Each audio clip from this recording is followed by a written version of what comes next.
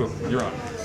Well, my name is Naba Namusa Morodenibig, and I'm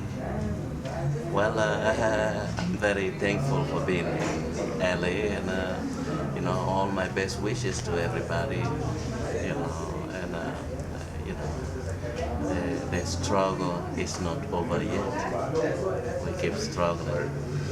So I really enjoyed your talk today. Could you kind of talk a little bit on that?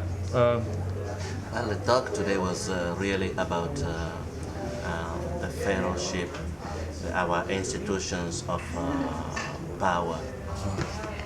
Our institutions of power, for a long time, they're trying to make it here sound like if it's a political position. In our place, we don't see power is not a political position. It's a result of social dynamic or spiritual dynamic. So pharaohs are not elected. The pharaohs are not from the land where you see the pyramids and the pharaoh houses. No, they came from inland. I was explaining is traditionally it takes like 1,461 days from the death of a pharaoh to the arrival of the new pharaoh. And traditionally our interaction with the foreign nations was that they used that period for looting. They come to loot at that period, and mostly normally they run away by the time the new pharaoh comes, and then he starts rebuilding the nation. Okay, now the problem is the last looter that comes hasn't left yet. That's where we have Still here, huh? He's still looting. Yeah. And that was what I also liked the statement about the slavery, and then how can you expect someone who enslaved you to still, what was that you said? To educate you, to teach you. That's just a retarded attitude to expect somebody that wants you literally wiped out of the face of this planet, and to go to them and tell them to teach you. Yes, they will teach you, all right. They will teach you how to self-destruct. They will teach you how to hurt yourself. And mostly like now, all our educations are really based on this tendency to serve. We know, if anything white man taught us is how to serve him better. That's how he taught, what he taught us, how to serve him better. So this kind of these kind of situations are very, interesting, and we need to do something about that. Now, doing something about that involves acknowledging that the logic that has been trying to ruin us and destroy us cannot save us at all. It cannot save us. If we really want to recover, we have to understand that there's nothing to gain in modern schools. They just teach us, they whiten us. They teach us how to be white, and how to serve white people better. I like those. Now, one other question. I saw some of your tapes on gravity and time. I thought those were interesting. Could you just kind of do a little bit on that? Well, it's really a hard topic. I know it is. But if you could just kind of like scratch the surface, because just the first statements that you made about gravity and time were really pretty interesting. If you can remember.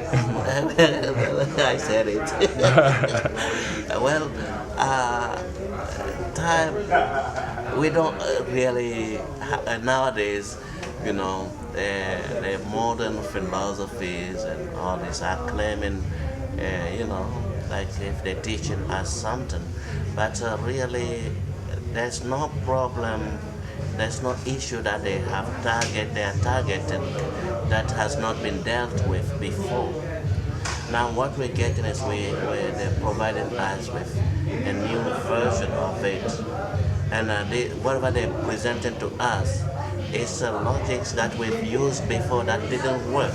We have evolved from that long ago. So, what is time? What is time? Because I know you're saying 360 days a week, I mean, a year and all that. That's what I remember. Oh, okay. Yeah. Well, this part is really astronomical. You know, what a year as defined. Maybe the interesting thing you can find even in a dictionary or an encyclopedia is that while we think a day is 24 hours, the astronomer will tell you that the average day, scientifically speaking, is 23 hours and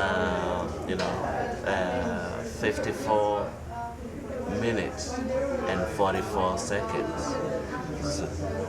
So, which means really based on modern astronomy, every day we lose about 3 minutes of the day.